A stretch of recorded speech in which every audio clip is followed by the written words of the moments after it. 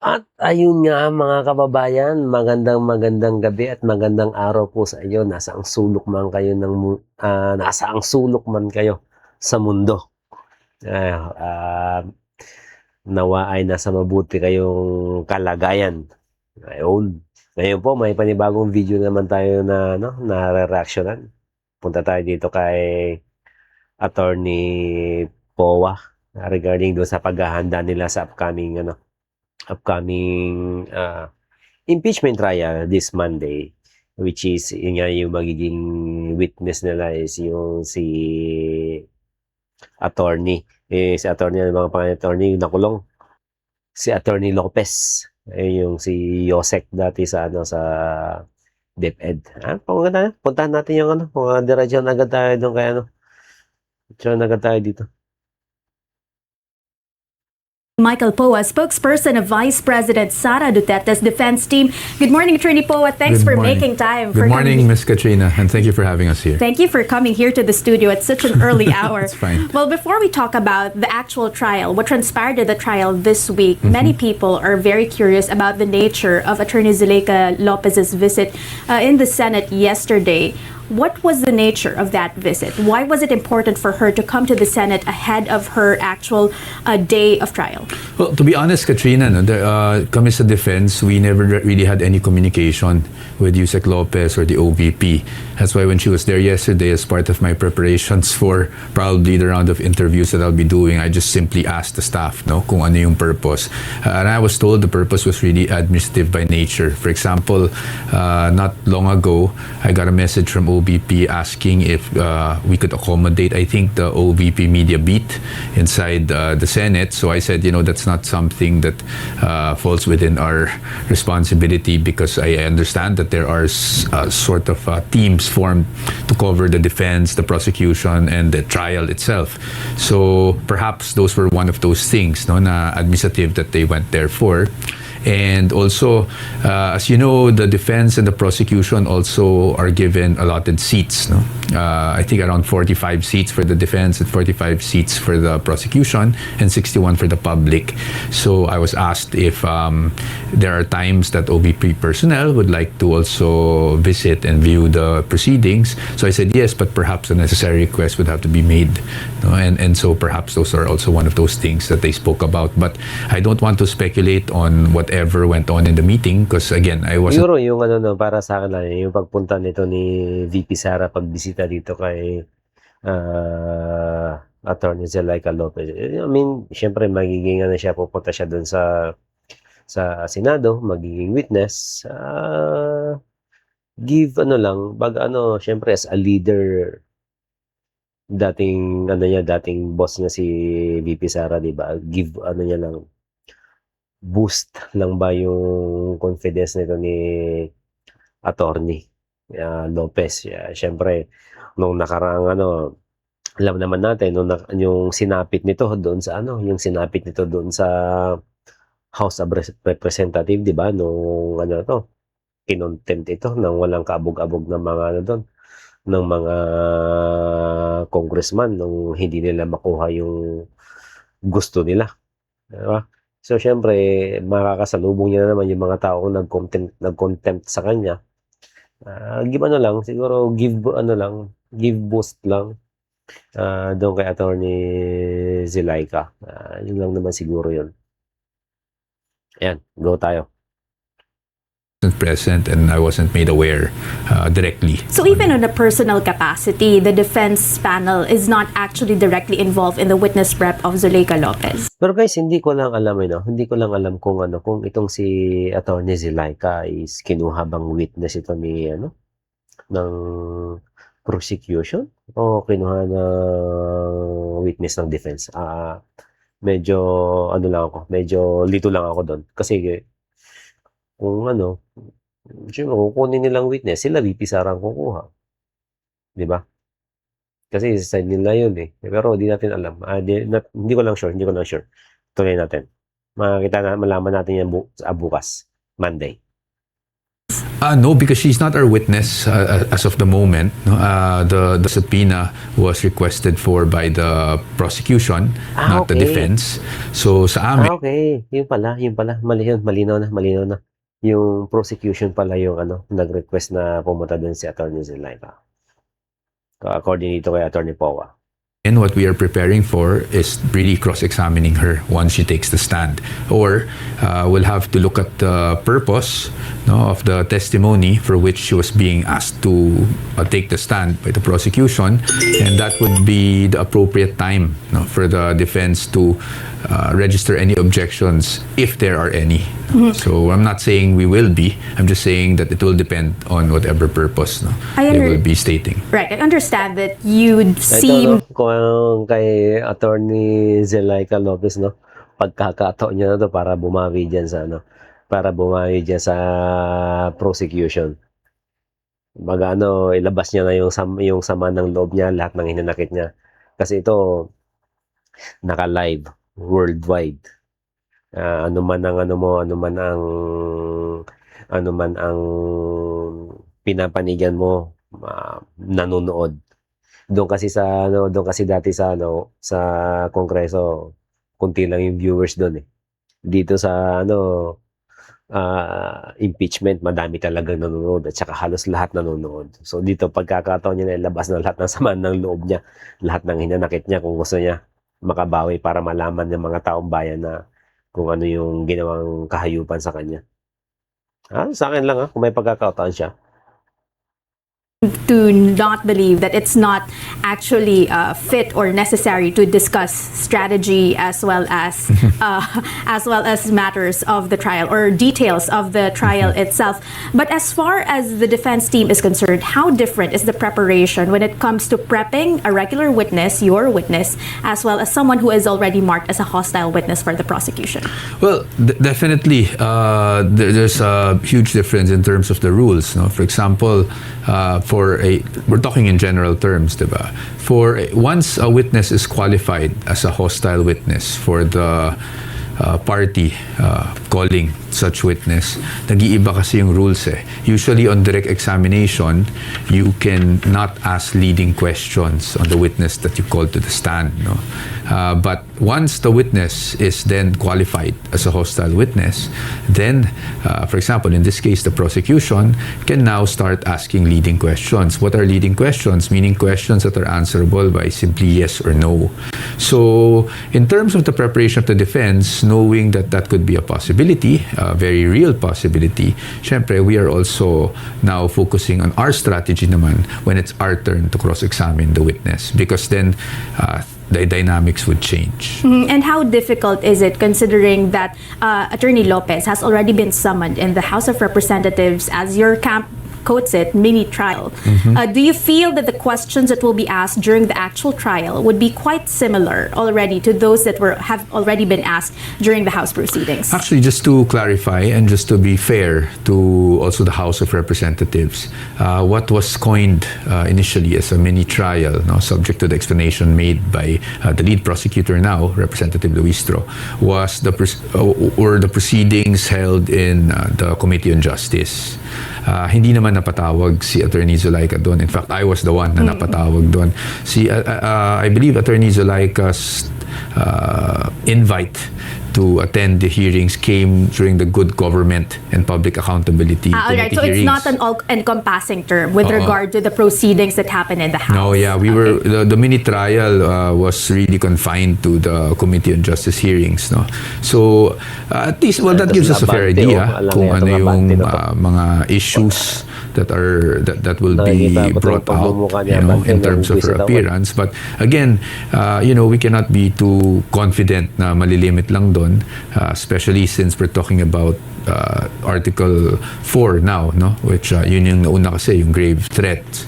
So, based on that, syempre, the job of the defense is to anticipate whatever may be asked and then to prepare for them. Yun lang naman ang pwede namin gawin sa ngayon. I know you have already briefly answered this question during the post-trial press conference last Wednesday, but why was it important for the defense to actually show or flash a clip of Attorney Lopez's so-called meltdown or very emotional emotional moment during that Zoom meeting sometime in November 2024? Well, Katrina, to be honest, it's very hard for me to answer those questions because I'm very mindful of the rules on discussing merits. But perhaps I could just say, para lang maintindihan. Tama lang yun. Pakita nyo para malaman para malaman ng mga Pilipino kung anong ginawa dito kay Atty. Zulaika, paano siya tinarantado, paano siya binaboy ng mga kongresista. Mga hayop na mga buhayang to. Langya. Ng taong bayan without getting into the merits on whether we were successful or not, no? It's really, we needed to show context, diba? Because there were clips that were shown on specific things that the Vice President said, so we had to show other clips to show the context. But whether that was taken as contextual already is something up to the impeachment court, and it's not something that I can honestly argue through media interviews, because then that would be in violation of the rules. Well, since you mentioned context, Attorney CJ Narvasa was quite intent on actually playing the entire more than 2-hour long video on Tuesday, on the second day of the impeachment trial. But then there was a sort of withdrawal of that motion or that insinuation come Wednesday. Talk to us about the wisdom behind that pivot. Why did the defense suddenly shift its strategy of wanting to play the video for an entire 2 hours to simply just playing clips of that video? Well, to be very candid, we haven't really shifted on the strategy just yet, no?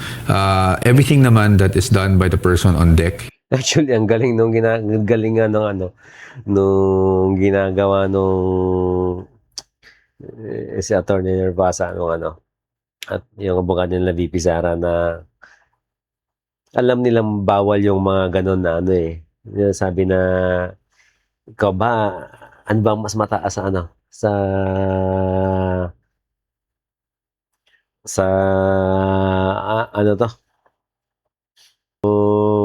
yung ano bang mas mataas sa NBI. Sabi na si DOJ. Ano ba mas mataas sa DOJ? Syempre, ang tinutukoy na ni attorney is nililid niya na doon kay Marcos, which is bawal nga yung ganun yung leading questions. Pero sinasadya niya yon para lang maparinig niya sa mga Pilipino na itong ang parang talaga ito, pinaka-mastermind is si Bongbong Marcos. Tapos sabi, bigla niyang kakabigin, i-withdraw niya yung i-withdraw niya yung questions. It's just alam niya yun, sinasadya niya yun. Mautak nga, magaling Mosay. Ilang beses niya ginawa yun. But at least paano, ma-point out niya na na unti-unti niyang nililid doon sa kung sino ba talaga yung mastermind, na dating kay DOJ, tapos dating doon sa sino mas mataas kay DOJ, syempre si Presidente. Ayun na, alam na ng mga Pilipino yun. Pero syempre, bawal yun. Nga lang, nasabi mo na narinig na ng mga Pilipino yun na yun. Kaya yung kahit i-withdraw mo, nasabi mo na. Mahusay. Is always a strategy, not of the person, but of the entire team. Now, at that point, we did not feel that it was necessary yet to play the entire 2-hour, 26-minute clip. So there's still a chance that there we will is be still watched? a chance. Yes, there is still a chance. I'm not discounting that possibility. No, I'm not saying we will definitely do it, but I'm not also discounting the possibility that we will, because again, it's very important to get the context of the matter, no, in terms of grave threat. No, itong pinag-uusapan natin, kung ano ba talaga bang may pagbabanta, at kung hindi yun pagbabanta, paano tayo dumating sa ganung utterances, hindi ba? So very important yung context. So sa ngayon, nung nangyari nung Wednesday, I think it was day 3 of the trial, we felt at that time that there was no necessity really to play the 2-hour clip, because obviously, as we all know, 2-hour 26 minutes, that takes a lot of time, not just the time of the parties, but especially the time of the impeachment court, no? So that takes up judicial time. So once we do it, we want to make sure that it is definitely necessary for our defense to play that before we subject the senators to a 2-hour 26-minute clip. Do you feel that strategy would not backfire from your end? Because critics of the Vice President would definitely say that the defense is trying to is trying to dribble the ball game here. No, it's not really dribbling. It will depend on the nature kasi of the testimony of the witnesses that the prosecution will be presenting. So, in terms of the witness that was presented the other day, kay Agent Kalilong, we felt that it wasn't really necessary just yet. But that doesn't mean that we won't insist on playing the video for some other witness which we think would be vital for that witness. Also, during the post-trial press conference on Wednesday, you gave Attorney CJ Narvasa a 10 out of 10 score in terms of performance despite the backlash that he got from Pero itong reporter, no? Okay itong reporter nito si ate. Okay to si ate. Hindi siya yung sobrang aggressive na kagaya ng ano na ng ibang mga nag-i-interview. Lalo na dyan sa Channel 5. Pag nag-interview, pinipili talaga kung ano yung ano nila. Hindi na interview, debate na yung gusto nila eh. Ito si ate, okay magtanong. Yan yung ating ginagawa mo ate. Love na kita ate. social media on the second day. Talk to us about that rating. What's behind that number? Just to clarify, actually the question was, one media personnel there asked that the prosecution gave itself a 10 out of 10. No? So asked me what I thought about the defense, not particularly Attorney Narvasa, but the defense as a whole. So I said, well, to be honest, sa tingin ko 10 out of 10 rin. Why? Because we hit our targets, no, for the first week of trial. But as to Attorney CJ, I would like to also thank him for what he did, no, for his performance. Regardless of people, there will always be, since it's such a divisive issue, and it is a politically charged trial, there will always be bashers, and there will always be people who might like what we're doing. So sa atin, that's par for the course, diba? So, but sa amin, we had our targets for Attorney CJ to deliver, and at least in our view, he was able to deliver those targets. Now, if there are people who didn't like that, I think that comes with the job, really. Before we talk about those specific targets, at least those that were already discussed in court already, did some senior members of the defense panel at least gave a tip, not really reprimand, but maybe advised Attorney Narvasa to perhaps limit some of the objections, because there were some points where even the date of the video itself, he was already objecting to that point? Well, Attorney Narvasa, is an experienced lawyer, so of course everything we do in court, is discussed even prior to before we even enter the impeachment court. So, to be honest, Attorney Narvasa was just doing his job as a lawyer. There were a lot of things online saying about, Mr. Objection. Let's the elephant in the room, no? People were saying Mr. Objection, etc. But the next day, Attorney Ligutan was also registering a lot of objections, But again, there's nothing wrong with what Attorney Ligutan did. There's nothing wrong with what we feel, with what Attorney CJ did. Lawyers really need to object to protect the rights of our client once the ground for objection becomes apparent. And when is that? Yun yung inaabangan natin, no? Si Attorney Season. Kasi pag yun na nagsasalita, yun matalim ang dila eh. Tsaka talaga, very smart pag nagsalita. Yung lead counsel nila, VP Sara.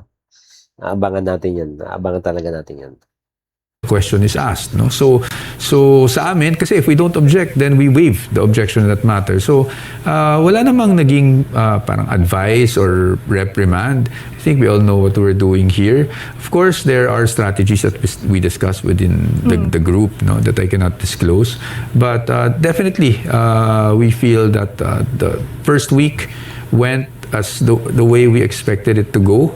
And yun nga, I cannot, of course, discuss the specific targets, but we made our targets. Frankly speaking, Attorney Poa, I think the sentiment, especially online, was not just about the quantity of objections, but the quality of objections. Next week, should we still expect a lot of objections coming from the side of the defense, especially as the prosecution presents Agent Lotok as well as Attorney Zuleika Lopez? I cannot say for sure because, again, objections will depend on the questions propounded by the opposing side. No? So, it will really depend on the prosecution. Kung sa tingin namin na yung question nila is objectionable, we will definitely object. Now, as to quality, I think that's a bit subjective, so I will probably not comment on that. But, there are different styles for different lawyers, and We'll see how the proceedings go this week. But rest assured that kung wala namang basehan yung objection, Sa attorney season. hindi naman siguro kami mag-object para lang manggulo. Is there a conscious effort on the part of the defense to stay off of social media, at least while the trial is ongoing? To be honest, that would have been a privilege, which it is a privilege I don't have because, as you know, also aside from being counsel and taking on some of course, the legal arguments and being part of the team, I also have to be spokesperson, and I cannot be spokesperson if I do not have somewhat of a scan, no, of what's going on in social media. So yes, as much as possible, we'd like to sort of block out the noise muna and just focus on the job. But as far as I'm concerned, I cannot get away from it. Diba? So, You're still not yet in the direct line of fire so far. Will you be cross-examining I'm sure a witness? at some point, I will be in the direct line of fire. Diba? Parang, ano lang yan eh. Whoever is on deck, diba, is always on the direct line of fire. So yes, so of course, I will have my turn, no, at some point. And when that happens, I'm sure I will also be subjected to bashing on one end and maybe people supporting another end. But again, it's par for the course. It's part of our job. And siguro, kailangan lang namin talaga to get ourselves, no, to just focus on our work rather than the noise all around. All right, let's talk about the targets that you mentioned. You earlier said that you were quite satisfied with the performance of Attorney CJ Narvasa because he delivered some of the targets that you have set for him. What are these targets? We cannot At least those that were already discussed on the floor. Because it will go into merits. But at least we wanted to test the credibility, obviously, of the witness. We also wanted to show the nature of itong affidavit of investigation. Siguro yung isang ano doon, yung isang lumabas doon, na palabas nila na yung witness, yung bata ni Matibag is hindi siya expert, competent. Ayun, malinaw yun. At least isa yun sa mga na pag-alaman natin, isa sa mga importanteng nalaman natin na ang witness na yon, bata ni Matibag, hindi siya expert, competent lang, competent. Yan. Aside doon, wala naman tayo ibang nakuha na doon eh. Yun lang naman. Wala tayo na pala doon sa witness na yun. Walang ambag. Para sa akin panalo yung sa unang witness. Panalo yung side nila VP Sara. Kasi wala naman siyang wala naman siyang napatunayan eh. Wala naman siyang nailabas na bago, wala naman siyang nailabas na makakadagdag sa kaso ni VP Sara para lalong madiin si VP Sara. Wala. Kasi yung video, alam na natin dyan, andyan na yan. Hindi naman din dinidinay nila VP Sara yun. Ang ano lang yun is yung mga forensic examination na patunayan na totoo ba yun. Hindi, wala. Wala tayong nakuha doon. Mas lumala pa nga yung sa side nila eh. Kasi sa side nila, napatunayan na naggagaling-galingan tong isa. Hindi naman pala expert. Competent lang. Yan. Diba, na lumabas naman factual lang na dalawa yung naging affidavit of investigation, etc. So ano pang tayo naman we're early days in the trial, no? So we're trying to establish certain facts with certain witnesses, and then of course there will be more witnesses to come, and we will try to do the same. Right. So it's no secret to the public that the main goal of the defense at this point was to debunk the credibility of Agent Mark Calilong. Well, not just the credibility. That's always part kasi of every cross-examination, syempre. Not just debunk the credibility, but at least test the credibility. Because of course, if you test the credibility, it will also go into the credibility of what he or she is saying, diba, in court. But again, I'll leave it at that, Katrina. You're putting me in a very, I'm skirting contempt every question. So I'd rather, I'm trying my luck to fish if you out all still the want answers. to see me during the trial, then perhaps we can then I should be more cautious about things. All right, let's talk about, I know you don't want to talk about this, but I have to push. Oh, Let's talk about it's Senator okay. Judge Risa Ontiveros' Yes. statement that she questioned, or I'm sure it was, I think it was her, but it might be another senator judge if my memory fails me. There was a senator judge who mentioned or who questioned na enough justification ba na may alleged threat issued against the vice president for her to engage or blurt out that kind of rhetoric that she said against the president. Do you feel that that has already earned some points for the prosecution, considering that it's public sentiment, it's a common public sentiment? Well, sa akin, no, of course, with all due respect to the senator judges, they are free to ask kasi whatever questions at, and it is up to the presiding officer to decide if something is out of order or not. So kami naman, we have to submit ourselves to the court. So pag nagtanong ang senator judge, we just have to respond.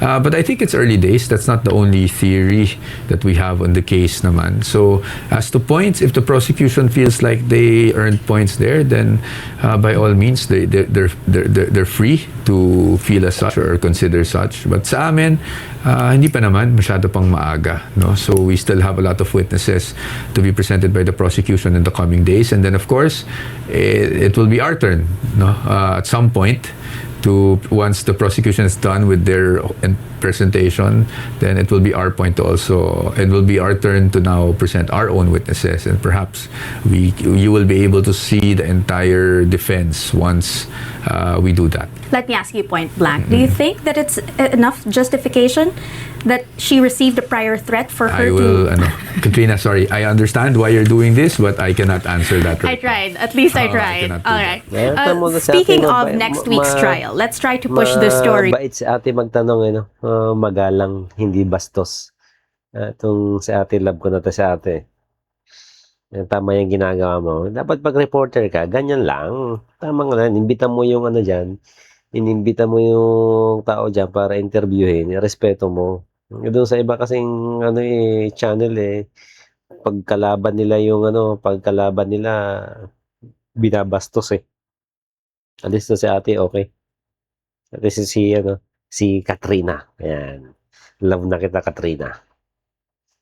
Forward. The prosecution earlier mentioned that they chose the fourth article of impeachment as the first matter to be discussed because for them it was the easiest to actually lay out before the public. Does the defense feel the same way about the fourth article of impeachment being the first to be presented in the public? Wala kaming wala sa amin kasi we treat each article with guarded confidence, meaning we're confident that we have a solid defense for each article, but again guarded. Why? Because still, you can never be overconfident about things, and you always have to prepare for each article. Now, when it comes to grave threat being the first article to be tackled, and that's what they're doing now, sa amin, that's well within the prerogative of the prosecution. That's why, if you notice, we never even objected to the order of trial that they wanted, because nasa kanila naman yan. And me, I'm always trying to be as objective as possible, no, para sa kaalaman din ng ating mga kababayan. Yan po ay yung decision kung ano yung uunahin is really with the prosecution. Now, if they feel that is one of the strongest articles, then by all means, they can do. Strongest na ba yun? Wala ngang napala. Strongest na article na ba yun? Wala ngang nahitad dun sa witness Sa unang witness, wala ngang ambag. Yung pinakamalakas na yon, wala yan. Sasayang nyo lang yung oras niya sa impeachment na yan. Kung ganun lang yung paningin nyo na yun yung pinakamalakas. Ano tayo?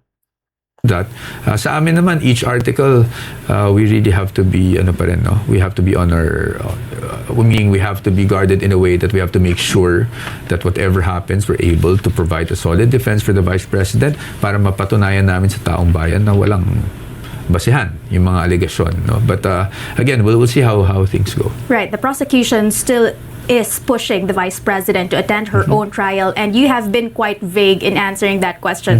I understand you're keeping your options open, but at this point, did the Vice President change her mind, her inclination to whether or not she would attend her trial? Not yet kasi hindi pa namin napag-uusapan. Actually, she's never made up a decision as well, no? Because I know it seems vague that I say kung kinakailangan, Or but sometimes you answer kasi I will not say yes, I will not say no. Yes, so it's a because- very open answer. because that's the truth. At this point, hindi pa namin alam kung kinakailangan o hindi.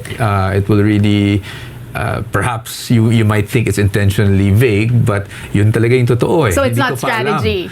Well, it's really not strategy because when you talk about strategy, it's more of alam mo na kung kailan mo siya ilalabas, diba? Pero sa ngayon, hindi pa talaga namin na-determine eh. Kasi it will really depend kung ano yung takbo ng proceedings. Kung hindi naman kinakailangan and we don't think it will give us an advantage to do so or it will not be advantageous for us to do so, then why subject the Vice President to something like that? Now, pag kung kinakailangan talaga, then that is something for us to advise our client, which is the Vice President, and ultimately it will be her decision. No? But she's, just to clarify matters, she's never said no to the possibility of being there, and she's never said yes to the possibility of being there kasi nga too early pa eh para pag-usapan sa ngayon.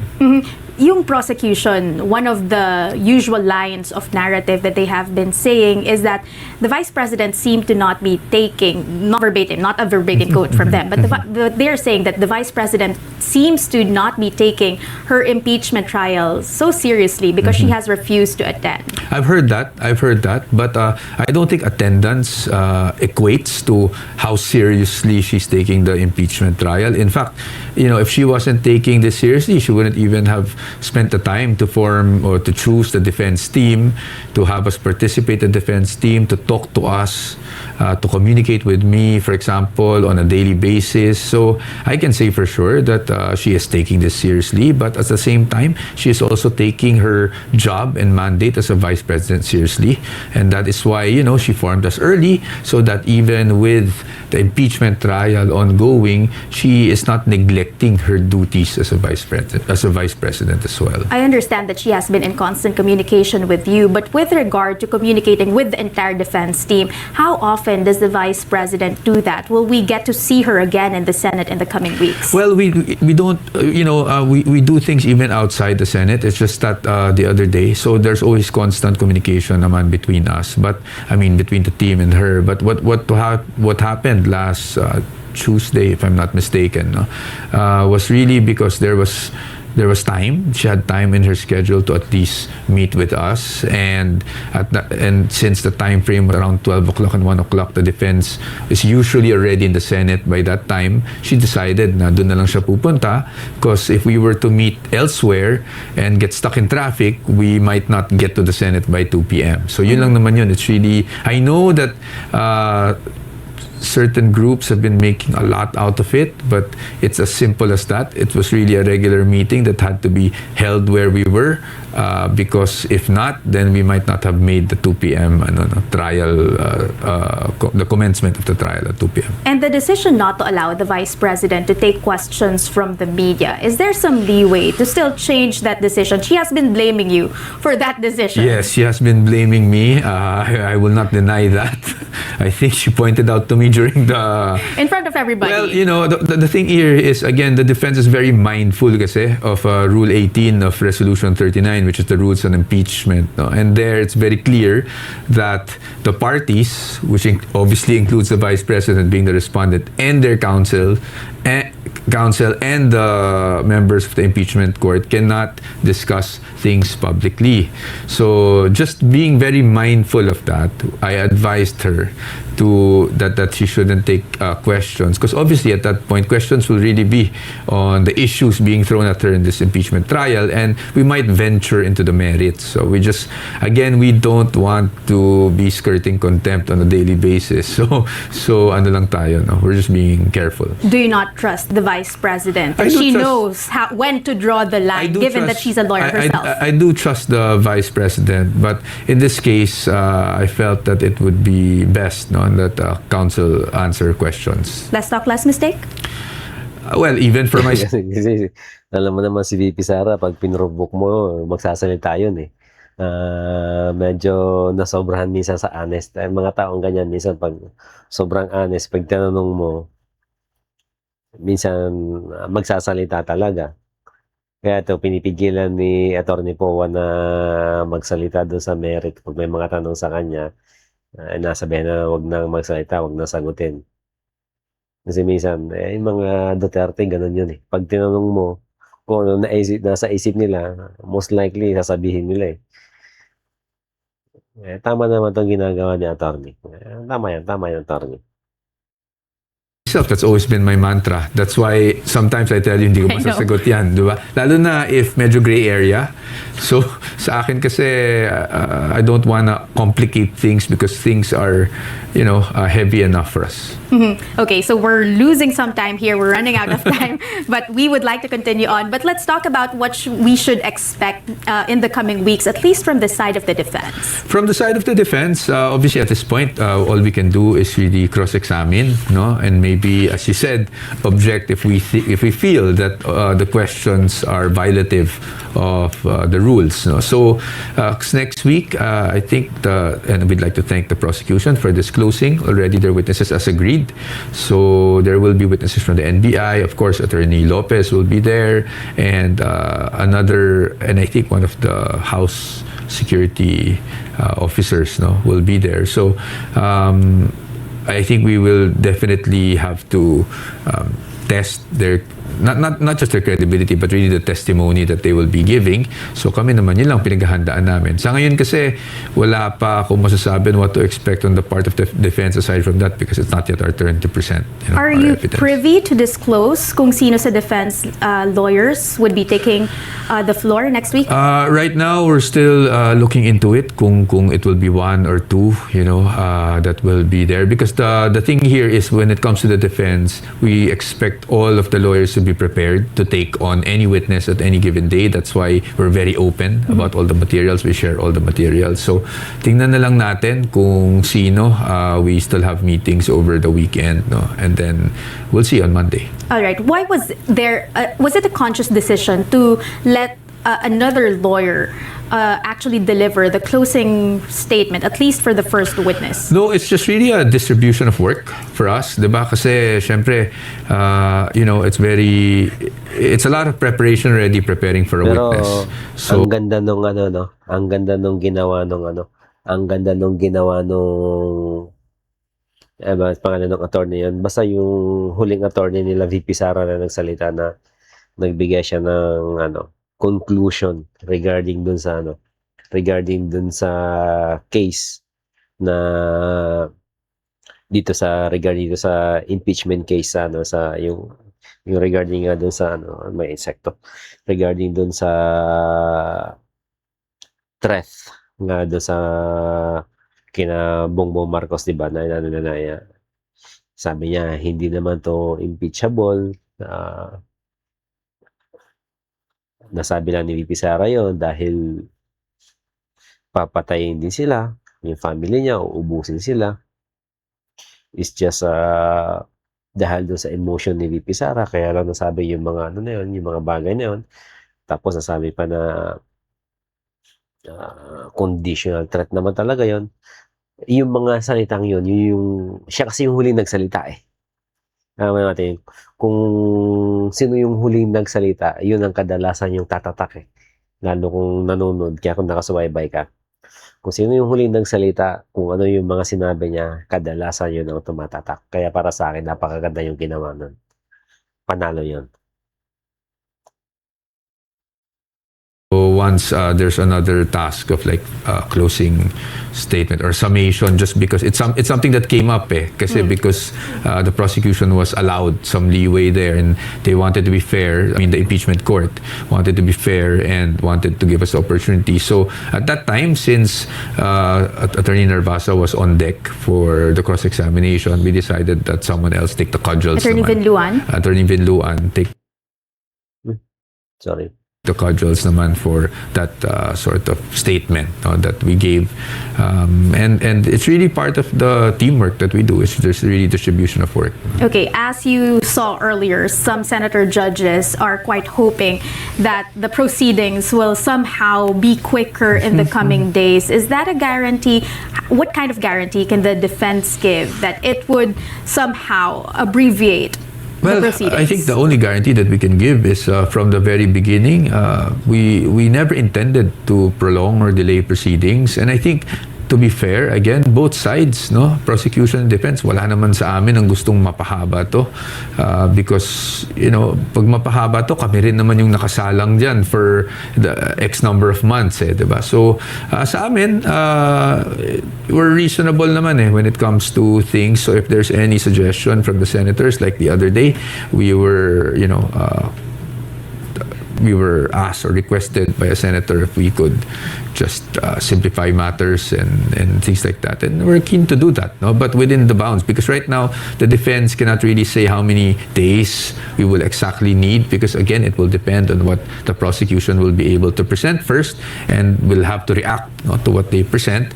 So, tingnan muna natin kung ano yung magiging paglatag ng ebidensya ng prosecution, and the defense will try to respond accordingly without unnecessarily delaying the proceedings. And finally, Attorney Poa, there are some political observers and analysts who have been saying that compared to the Estrada as well as the Corona impeachment trials, I think this is the first time that the defense was given a leeway to a pre-trial proceedings. They say that the defense and the prosecution, though, just to be fair. But these observers, particularly Ed Montaya, who we had on the show last week, said that this gives the defense a lot of leeway, a lot of advantage. Your comment on that kind of criticism? I think it's unfair to say that the advantage is only in the part of the defense. The prosecution was also there. Both parties were in the pre-trial. Ano ba nangyari sa pre-trial? We tried to, syempre, meron tayong pre-trial brief na pinapresent natin, stipulation of facts, diba? Sa simplification of the issues, and then we determine the administrative matters, no? And of course, we give a list of our witnesses, pieces of documentary evidence that we intend to present. Ganun din naman yung prosecution. So I think whatever happened there, if there were any benefits, it would have been beneficial for both sides and not just the defense. But aside from that, there were pieces of evidence marked, and there were pieces of evidence that were reserved. Meaning, hindi pa namin sinasabi kung ano yun, hindi pa rin sinasabi ng prosecution kung ano yun, although yung purpose is stated.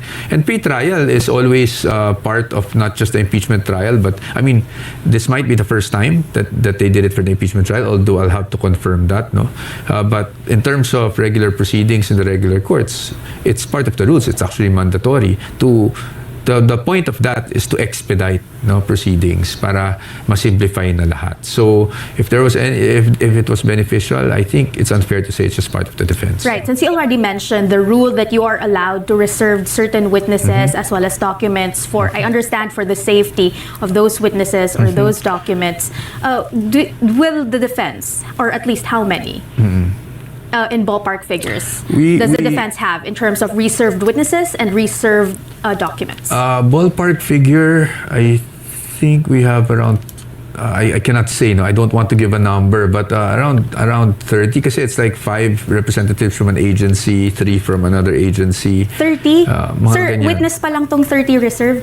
But kasi yung reserve naman, hindi naman ibig sabihin, look, I think we have to clarify this. Yes, you know. Whoever is Because as someone who's covering, I'm quite shocked na 30 pa. Whoever is stated sa pre-trial brief na list of witnesses, including the reserve, it doesn't mean we will be presenting all of them. It also doesn't mean that the prosecution will be presenting all of their witnesses. It will depend on the course of the trial. Ang importante lang, malagay mo doon lahat ng reservations mo at witnesses mo. Kasi pag hindi mo malagay doon, di mo na matatawag. Yes, because the concern here is parang ang haba pa. Yeah, but again, it's nothing different from regular court proceedings.